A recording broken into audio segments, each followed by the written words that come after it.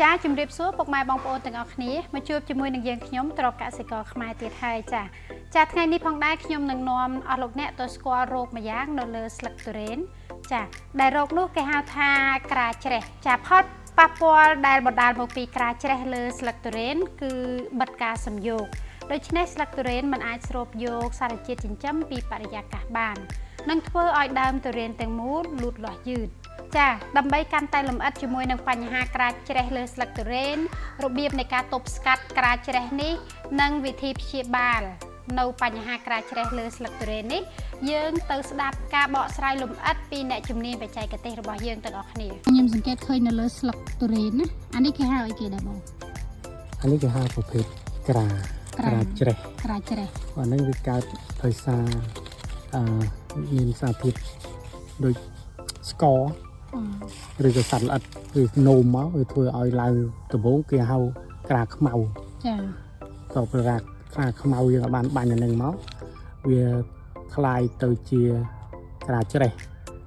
នេះកើតដោយសារអីគេបានវាកើតពីក្រាខ្មៅហើយបានឡើងក្រាច្រេះពណ៌ហ្នឹងដោយសារអីអាស៊ីតវាសើមយើងប្រៃចាដល់យើងប៉ះជាមួយសើមប្រៃអាស៊ីតប្រៃមកវាម្លែងទៅជាឡើងក្រាច្រេះចឹងព្រោះនេះវាកើតស្លឹកចាស់ហ្នឹងហើយវាអត់រៀលអត់អីទេតែវាអាចបិទ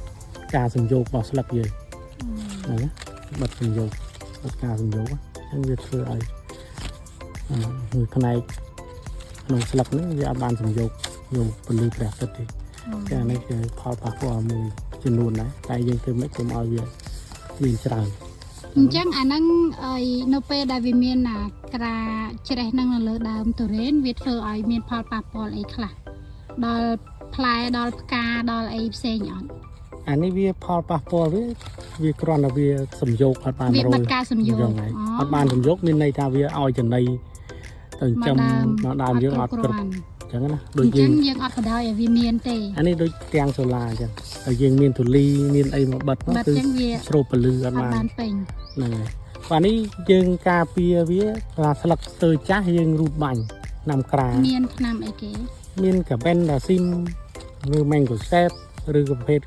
ខាប់ពើឬក៏ប្រភេទហេកសាឬក៏ផៃរ៉ាខូស្តូប៊ីនអាស៊ីសូត្រូប៊ីនព្រោះអីផ្សេងហ្នឹងថ្នាំក្រាយើងអាចការពារបានលើស្លឹកប្រភេទថ្នាំក្រាហ្នឹងហើយដំណាក់កាលធ្វើស្លឹកអានេះបានន័យថាវាកើតហើយក៏យើងនៅតែបានដូចគ្នាគេអញ្ចឹងយើងការពារកុំឲ្យកើតពីដើមដំបូងហ្មងយើងត្រូវធ្វើមិនវិញបងការពារដំបូងគឺស្លឹកវ័យយើងធ្វើស្លឹកហ្នឹងគឺយើងអាសាបាញ់ថ្នាំពួកការពារក្រាហ្នឹងដូចជំរាបមិញហ្នឹងពួកកបេនម៉េងកូសេតខប់ពើអញ្ចឹងណាចាយើងបាញ់ទៅវាអត់មានបញ្ហានេះទេតែបើថាយើងចាប់ផ្ដើមឃើញចូលដំបូងមានការខ្មៅហ្នឹងយើងបាញ់ពពួកកបេនម្ដងពីរដងទៅបូកមួយទឹកជំរាបទៅគឺវាបាត់ហើយណាចាអ្នកទាំងអស់គ្នាដូចអ្វីដែលអ្នកជំនាញយើងបានបញ្ជាក់អញ្ចឹងយើងទប់ស្កាត់បាញ់ថ្នាំក្រាកំឡុងពេលដែលយើងធ្វើស្លឹកឲ្យបានត្រឹមត្រូវទើបមិនធ្វើឲ្យមានបញ្ហារោគក្រាច្រេះនៅលើដំណាំទុរេនរបស់អស់លោកអ្នកដោយដែលពាក្យចាស់លោកពោលថាការពារប្រសើរជាងព្យាបាលចាអរគុណសម្រាប់ការតាមដានតាំងពីដើមរហូតដល់ចប់ចាជម្រាបលាជួបគ្នានៅវីដេអូក្រោយ